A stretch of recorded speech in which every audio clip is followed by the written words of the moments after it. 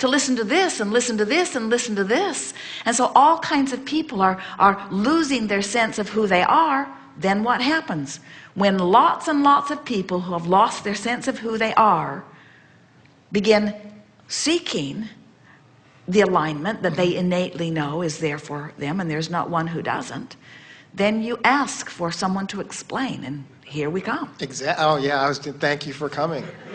Thank you for asking. Yes, absolutely, absolutely. And just we saw March of the Penguins a little bit of it, and I was just like, how could anyone ever make this up? You know, this kind of existence that, you know, I mean, it's just, and so many other in nature especially. And then I know that's happening with us as well. Think about nature. Yeah. We're happy that you project that into the conversation, because think about nature. So the beasts are operating from that source mind. Mm-hmm. What you call instinct is they're hearing this more loudly than this. In other words, they don't talk. Humans sometimes train them out of the vortex. Mm-hmm. Not your cats, but your dogs. You can train your dogs out.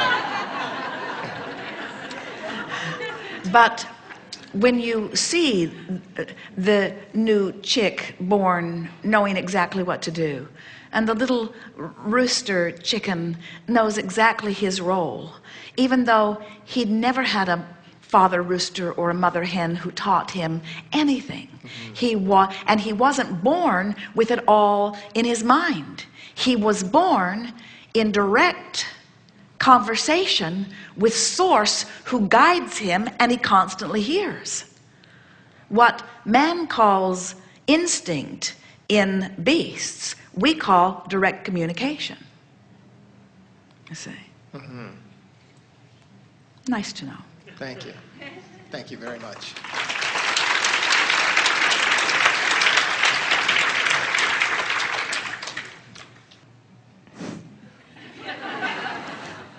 Take that tape away. Something that you said to the last gentleman, it kind of touched on something I've been thinking about. When you said to him, we actually don't mind when you're out of the vortex because you're asking more. And in fact, it is natural that sometimes you be out of the vortex, because as leading edge creators, you came forth to do step one. That's the part you add to the equation that isn't there without you. Exactly. And I guess, and forgive the cynical interpretation of everything you've been telling us, but I've been wondering about this lately.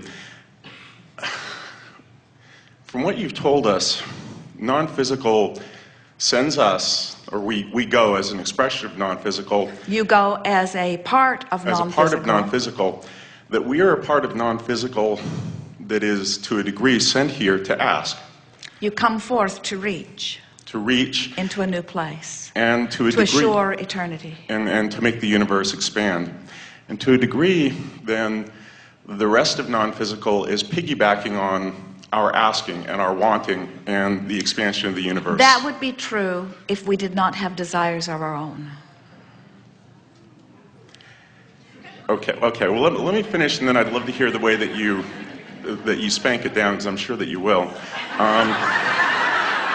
in a wonderfully articulate way. But I guess, again, cynically looking at this, you would, in a sense, I mean, the ultimate question would be, and you answered it last time to a degree, is why are you here? Because you should, or non-physical should want us to experience the greatest of contrast while we're here in physical. In a sense, the physical, from that interpretation, are sort of sacrificial lambs to create more and more expansion through greater and greater contrast.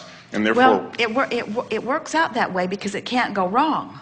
But we're not wanting sacrificial lambs, we're wanting reachers. In other words, you've been listening to us long enough to know, and you've heard us personally say on many occasions that we want you to reach, but not so far that you suffer. Don't reach so far beyond where you are that you have this gap in alignment for too long. For example, the astronaut who gets in the spaceship and endures some risk to reach into a new frontier